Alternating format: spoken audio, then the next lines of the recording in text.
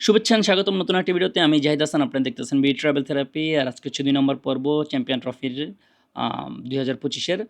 তো আজকে কথা বলব পাকিস্তান নিয়ে। পাকিস্তান টিমটা কেমন? স্কোয়াডটা কেমন হয়েছে? ব্যাটিং লাইন আপ কেমন? বোলিং লাইন আপ কেমন? তারা কতটুকু কি করতে পারে? ব্যাটিংয়ে কি করতে পারবে? বোলিংয়ে কি করতে পারবে? কোন পজিশনে থাকবে? তা নিয়ে আজকের বিস্তারিত আমার কথা। তো দেরি না করে চলুন শুরু করি। প্রথমেই পাকিস্তানের স্কোয়াডটা দেখে নিই।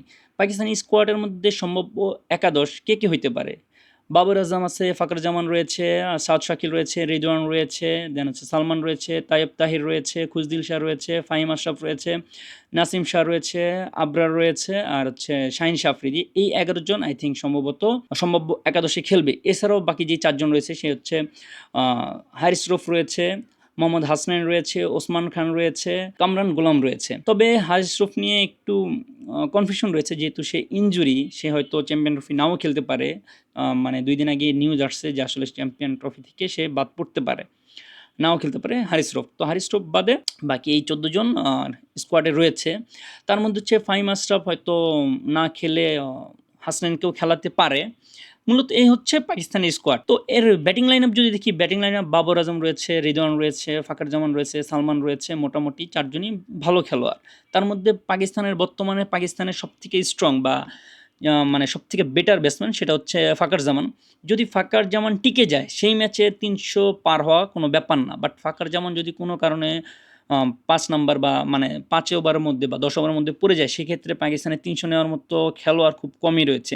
বাবর আজম, রেদওয়ান রয়েছে মানে বিশ্ব সেরা খেলোয়াড়। আসলে কীভাবে বিশ্ব সেরা রয়েছে আমি জানি না, বাট তাদের যে কোয়ালিটি বা তারা যে খেলোয়াড়, তারা ওয়ানডে টি-20 যোগ্য না। টেস্টের জন্য ঠিক আছে। বাবর আজম ওয়ানডে যদিও খেলে, ১০০ যদি করে তাও ১২০ বল খেলবো। রেদওয়ান যদি ১০০ করে ১২০ বল খেলবো। এই হিসাবে আসলে বর্তমানের যেই টুর্নামেন্ট বা বর্তমানের যেই ক্রিকেট, এই ক্রিকেটে আসলে এই জিনিসটা যায় না তাদের সাথে, বা এরকমভাবে খেলা যায় না। বাবর আজম দিয়ে আমি তেমন ভরসা পাই না। যদি সালমান আর ফাকর জামান না চলে, সেই ম্যাচ পাকিস্তান জিতা কোনোভাবেই সম্ভব না। বাবর আজম, রেদওয়ান দিয়ে সম্ভব না। আর তো ব্যাটিংয়ে আসলে ৫, মানে পাকিস্তানকে ১০-এ ৫ দেওয়া যায়। আর বোলিং লাইন আপে যদি কথা বলি, শাহিন শাহ আফ্রিদি রয়েছে, নাসিম শাহ রয়েছে, আবরার রয়েছে, সেক্ষেত্রে ফাহিম আশরাফ রয়েছে। তো ওই ক্ষেত্রে আসলে ৬ দেওয়া যায় বোলিংয়ে। আর পাকিস্তান আসলে ৩ নম্বর পজিশন থেকেই গ্রুপ স্টেজ শেষ করবে।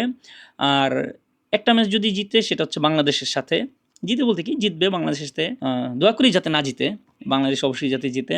এছাড়া নিউজিল্যান্ডের সাথে ইন্ডিয়ার সাথে জিতা আমার মনে হয় না পসিবল হবে।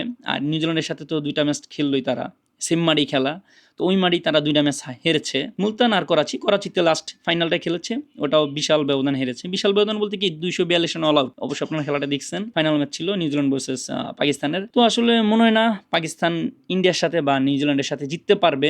এই ছিল আজকের ভিডিও। পাকিস্তানের সেরা ব্যাটসম্যান ফাকর জামান, সালমান, আর সেরা বলার নাসিম শাহ আর শাহিন শাহ আফ্রিদি হতে পারে এই টুর্নামেন্টে, শুধু পাকিস্তানের পক্ষ থেকে। তো দেখা হবে পরবর্তী কোনো ভিডিওতে। নতুন যে ভিডিও আসবে সেটা হচ্ছে পরবর্তী ভিডিও ইন্ডিয়াকে নিয়ে করব, মানে ভারতকে নিয়ে। তো বিদায়, ভালো থাকবেন, আল্লাহ হাফেজ।